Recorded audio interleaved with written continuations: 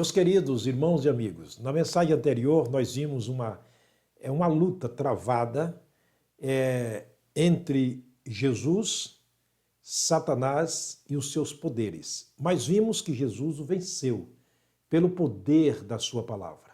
Ele destruiu Satanás, lançando no abismo, no lago de fogo, encerrando para sempre, onde jamais dali sairá.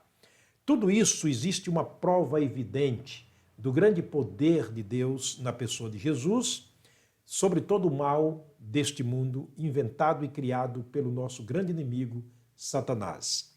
Tudo isso é para provar que Jesus tem o domínio sobre o diabo, o inferno e a morte. O capítulo 2 de Hebreus, quando nós lemos, nós compreendemos essas verdades. E quero ler para você este capítulo, porque é muito importante, muito interessante. Repito, Hebreus capítulo 2, prova como Jesus tem o poder sobre a morte, ele tem domínio sobre a morte, o inferno e também Satanás. Olha o que está escrito. Hebreus capítulo 2, eu vou ler os versos 14, 15 e em seguida o versículo 18. 14, ele diz assim: E visto como os filhos participam da carne e do sangue, também ele, Jesus, participou das mesmas coisas, para que, pela morte, aniquilasse o que tinha o império da morte, isto é, o diabo. Satanás tem o império, o poder da morte, porque ele criou a morte. A morte não é de Deus. Portanto, ele matou o mundo inteiro, afastando-o de Deus, por causa do pecado. Então ele é o autor da morte. Ele tem o domínio sobre a morte.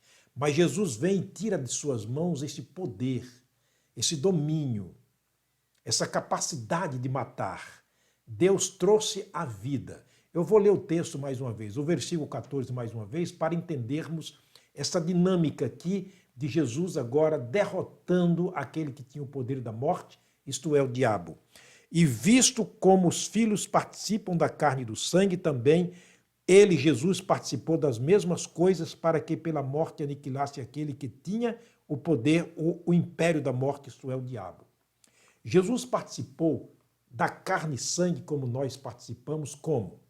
João capítulo 1, a Bíblia diz no versículo 14 que Jesus, o Cristo, Deus, se fez carne e habitou entre nós.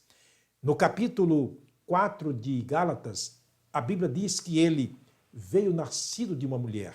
No capítulo 2 de Lucas está o nascimento de Jesus, nascendo como nós nascemos. Ele viveu como nós vivemos, exceção do pecado. Ele morreu como nós morremos, exceção do pecado. Ele ressuscitou como Deus. Portanto, ele participou de tudo aquilo que um filho participa do pai. Ele herdou, por assim dizer, de tudo aquilo que o filho herda do pai, ele herdou do seu pai Deus, e como homem ele viveu neste mundo. Como Deus, ele morre na cruz para tirar das mãos de Satanás o domínio, o poder, arrancando de Satanás esse poder. É incrível, por incrível que pareça, melhor dizendo, um homem morrendo e tirando as armas, desarmando o inimigo que está lhe matando. Mas com Jesus é assim. No momento da morte de Jesus, ele diz, Pai, está consumado. João 19:30, dizendo que a obra havia sido realizada. Portanto, Jesus morreu a minha morte, a sua morte, para vivermos a vida de Deus em nós. Foi assim que Jesus conseguiu tirar das mãos de Satanás o poder, o império da morte com a qual ele dizimou e continua dizimando tantas pessoas que ainda não entenderam o grande poder de Deus na pessoa de Jesus, que é o autor da vida. Jesus Cristo disse, o diabo veio para roubar, matar e destruir, mas eu vim para que tenham vida e a tenham em abundância. Agora o versículo 15, ele vai dizer o seguinte, o escritor aos Hebreus, além dele derrotar ou tirar o poder de Satanás, ele diz, a fim de livrar todos os que com medo da morte estavam por toda a vida sujeitos à escravidão. Nós que estávamos sujeitos à morte, Nós que estávamos separados de Deus por causa do pecado de Adão, separados e desintegrados de Deus, Jesus morrendo na cruz, ele estava fazendo ali um trabalho completo. Ele estava tirando o poder da morte das mãos do inimigo, Satanás, e ele estava nos dando a vitória, a libertação de nós que estávamos sujeitos à morte, que estávamos predestinados à separação eterna entre o nosso espírito e Deus. Ele veio para nos reconciliar com Deus outra vez, nos dando a grande vitória. Portanto, ele está dizendo que ele deu vitória àqueles que estavam com medo da morte. O que Jesus está dizendo é: eu não preciso ter medo da morte, eu preciso ter medo de morrer, mas medo da morte, não. Não, porque Jesus matou a morte através da sua vida. Ele aniquilou a morte através da sua ressurreição. Ele nos justificou quando cremos nesse trabalho perfeito, vicário e completo de Jesus Cristo no nosso lugar. Um trabalho que substituiu o meu lugar, o seu lugar, o nosso lugar na cruz do Calvário. Por isso ele diz: está consumado. Ele cumpriu as exigências de Deus, da lei de Deus, quando ele morre na cruz no nosso lugar. Ele cumpriu e provou o amor de Deus. Disse Paulo aos Romanos: Deus prova o seu amor para conosco, em que quando éramos pecadores perdidos, Jesus morreu em nosso lugar. Morreu ao seu tempo para nos dar a vida. João capítulo 8, Jesus desafiou-nos dizendo o seguinte: conhecereis a verdade e a verdade vos libertará. Se, pois, o Filho Jesus Cristo te libertar, verdadeiramente você será livre. Por isso a Bíblia diz aqui que Jesus, quando morreu na cruz, ele morreu para desapropriar Satanás do poder da morte e livrar a nós que, com medo da morte, estávamos por toda a vida sujeitos à morte, nos dando a vitória através da sua morte e ressurreição.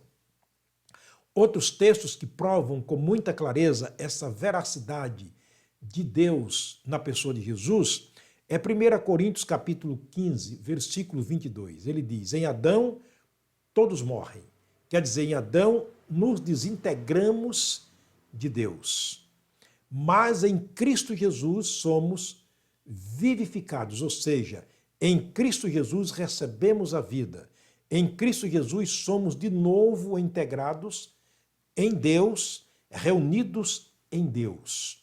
E continua ainda Paulo falando aos Romanos, no capítulo 6, versículo 8 e 9, dizendo o seguinte: ora, se morremos com Cristo, cremos que também com ele viveremos, sabendo que, tendo Cristo morrido ou ressuscitado dentre os mortos, já não morre mais. A morte não mais terá domínio sobre ele. E ainda a leitura continua no capítulo 15 de 1 Coríntios, mostrando essas verdades de libertação na pessoa de Jesus. Paulo escreve aos Coríntios dizendo o seguinte: ora, o último inimigo que há de ser morto ou aniquilado é a morte. Então se cumprirá a palavra que está escrita: tragada foi a morte na vitória. Graças a Deus que nos dá a vitória por nosso Senhor Jesus Cristo. 1 Coríntios capítulo 15, versos 26, 55 e 57. Nesta condição, Deus, na pessoa de Jesus, nos deu a total, perfeita e eterna libertação. Por isso ele disse: a porta que ele fecha, ninguém pode abrir. A porta que ele abre, ninguém pode fechar. Que Deus nos dê a graça de compreender estas verdades dele, segui-las, vivê-las, e um dia nós estaremos vendo face a face aquele que nos deu a grande, permanente e eterna vitória, o Senhor Jesus Cristo. Você já tem essa vitória em suas mãos? Você já tem essa vitória alcançada em Cristo Jesus e dada a você pela fé? Que o Senhor te faça compreender essas verdades. Nós vamos mais uma vez terminar orando. Pai, muito obrigado, Deus, pela tua graça. Obrigado pelas tuas infinitas misericórdias e pelo trabalho completo de Jesus na cruz, nos dando a perfeita, grande e permanente libertação. Nós agradecemos pela tua palavra escrita, a qual nos ensina as verdades que o Senhor quer que aprendamos. Abençoa as pessoas que estão me assistindo, abençoa suas famílias, guarda-as debaixo dos teus cuidados, no nome de Jesus, o nosso amado Salvador. Amém. Até a próxima mensagem, se o Pai do Céu nos permitir.